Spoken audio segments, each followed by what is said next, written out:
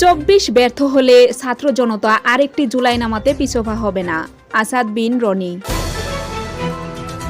জুলাই সনদকে একটি ঐতিহাসিক দলিল বানাতে চায় কমিশন, বলেছেন আলী রিয়াজ।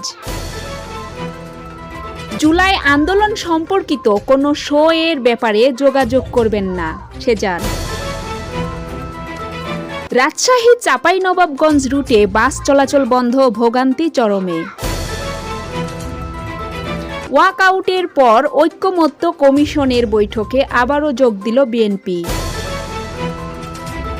বাংলাদেশকে আবারও গড়ে তোলার চেষ্টা করছেন তারেক রহমান, বললেন মির্জা ফখরুল।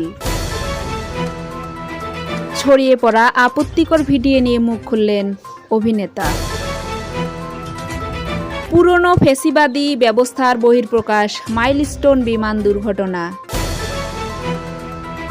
ঐক্যমত্য কমিশনের বৈঠক থেকে ওয়াক আউটের কারণ জানালেন সালাহ উদ্দিন।